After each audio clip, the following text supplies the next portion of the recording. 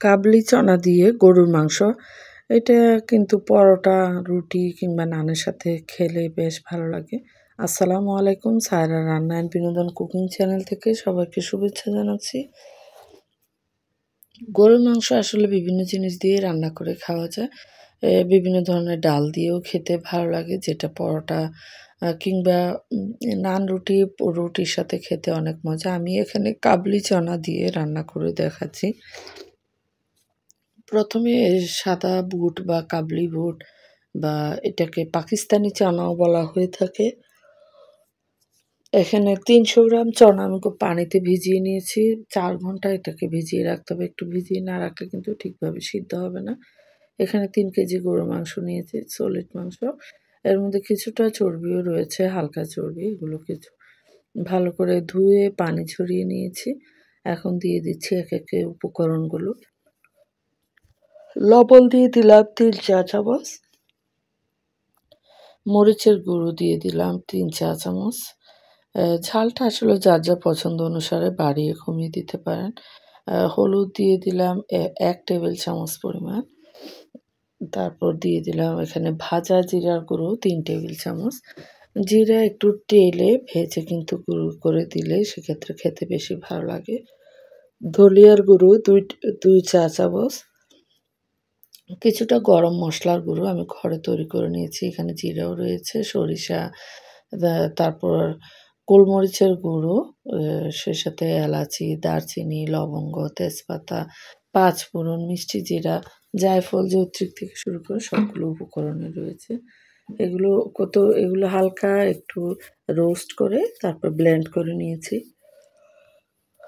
এখান থেকে দিয়ে দিলাম ২ চা চামচ গরম মশলার গুঁড়ো, আদা বাটা ৩ টেবিল চামচ, রসুন বাটা 3 টেবিল চামচ, আর জায়ফল জয়িত্রী বাটা ১ চিমটি।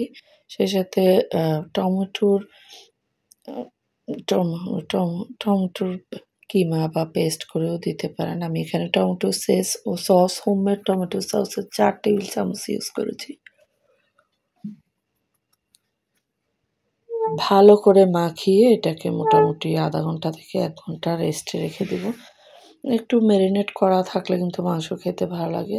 ৪ ঘন্টা পরে কাবলি চানাগুলো দেখুন কতটা ফুলে উঠেছে। এগুলোকে ধুয়ে পরিষ্কার করে নিয়েছি। এই চানাটা কিন্তু ভেঙে যায় না, এজন্য খেতে বেশ ভালো লাগে আর এটার স্বাদও অন্যরকম। এখন আমি একটি প্রেসার কুকারে ১ কাপ পরিমাণ তেল দিয়ে দিলাম। সেই সাথে ১ কাপ পরিমাণ কুচানো পেঁয়াজ দিয়ে কিছুক্ষণ নেড়েচেড়ে হালকা করে ভেজে নিব। সাথে কিছু গোটা গরম মসলা, এলাচি, দারচিনি, তেজপাতা, লবঙ্গ দিয়ে দিলাম। গোটা মসলা খুব বেশি আমি ইউজ করি না, যেহেতু গরম মসলার গুঁড়োতে সবগুলো উপকরণ রয়েছে। জাস্ট তেলের মধ্যে একটা সুন্দর ফ্লেভারের জন্য হালকা করে দিয়েছি। গোটা মসলা আসলে বেশি দিলে বাচ্চারা অনেক সময় অনেকখানি খাবার নষ্ট করে। সেজন্য গুঁড়ো করে দেওয়াটাকে আমি প্রিফার করি।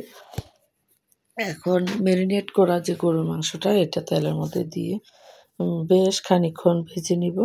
অনেকেই কিন্তু বলে প্রেসার কুকারে রান্না ভালো হয় না। আসলে প্রেসার কুকারে অনেকক্ষণ কষিয়ে তারপরে সিল করলে তখন খেতে কিন্তু বেশ ভালো লাগে। সেই সাথে সফটও হয়। একটু নেড়েচেড়ে উপরে ঢাকনাটা দিয়ে দিব। কিন্তু ঢাকনাটা একেবারে সিলগালা করা যাবে না।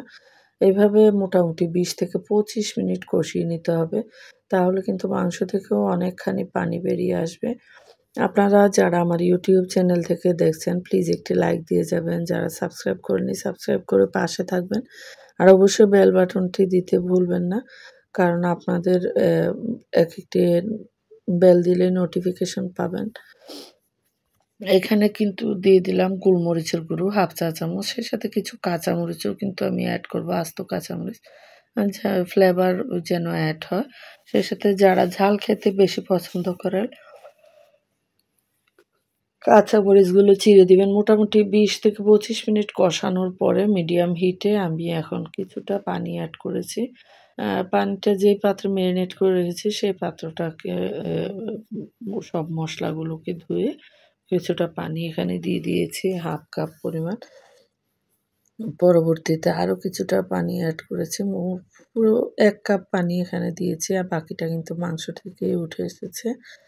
নেড়েচেড়ে ভালো করে ফুটে আসা পর্যন্ত অপেক্ষা করব। তারপর এখানে কাবলি চানাগুলো দিয়ে দিব, যেগুলো ৪ ঘন্টা ভিজিয়ে রেখেছিলাম। আপনারা যারা আমার ফেসবুক পেজ থেকে দেখছেন প্লিজ একটি লাইক দিয়ে যাবেন। যারা ফলো করেননি ফলো করে পাশে থাকবেন। আর অবশ্যই শেয়ার করে ফ্রেন্ডস ও ফ্যামিলি মেম্বারদের দেখার সুযোগ করে দিবেন। আপনাদের একেকটি লাইক, কমেন্ট, শেয়ার কিন্তু কাজের অনেক অনুপ্রেরণা দেয়। কাবলি চানাগুলো এখানে দিয়ে কিছু আস্ত কাঁচামরিচ দিয়ে নিলাম। প্রেসার কুকারে কিন্তু ৩ ভাগের ১ ভাগ খালি রাখা জরুরি। আমি এখানে ৫.৫ লিটারের যে প্রেসার কুকার সেটা ইউজ করেছি। অ্যা আমার বাসায় ৬.৫ লিটারের যে কুকারটা রয়েছে সেটার কিছুটা ডিস্টার্ব হওয়াতে সেটাতে দেইনি। এতখানি আ উপুড় করে কিন্তু প্রেসার কুকারে দেওয়া ঠিক না। আপনারা অবশ্যই ৩ ভাগের ২ ভাগের বেশি ইউজ করবেন না। এখানে আমি একটা আস্ত রসুনের উপরের প্রলেপটা ফেলে ধুয়ে এখানে দিয়ে দিলাম। আর আস্ত রসুন কিন্তু খেতে ভালো লাগে। আরও ১ চামচ লবণ এখানে এড করেছি লবণটা টেস্ট করে। লবণটা আসলে যার, যার টেস্ট বার অনুসারে, যেহেতু সিলগালা করার পরে আর লবণ টেস্ট করা যাবে না। সেজন্য অবশ্যই এই পর্যায়ে লবণটা একটু টেস্ট করে নিলে ভালো হয়। এই যে একে, একে এভাবে ৬ টি শিস দেওয়ার পরে এটাকে দমে রেখে দিব ২০ মিনিট। যখন একেবারে সবটা ভাপ বেরিয়ে আসবে তারপরে ঢাকনাটা তুলতে হবে। তাহলেই কিন্তু আ প্রকৃত স্বাদটা পাওয়া যায়। দেখতে পাচ্ছেন একটি কাবলি চনাও কিন্তু ভেঙে যায়নি, আবার একটিও শক্ত নেই, একেবারে মোমের মতো গলে যাচ্ছে। দেখতে পাচ্ছেন কতটা আকর্ষণীয়, লোভনীয় হয়েছে।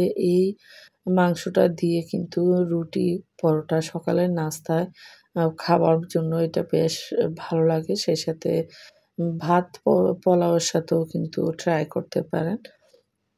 যারা, যারা এখনো এই কাবলি চনা দিয়ে কখনো রান্না করেননি অবশ্যই বাসায় ট্রাই করবেন এবং একবার খেলে বারবারই করতে ইচ্ছে করবে, এতটাই স্বাদ। আশা করছি আপনাদের ভালো লেগেছে। ধন্যবাদ।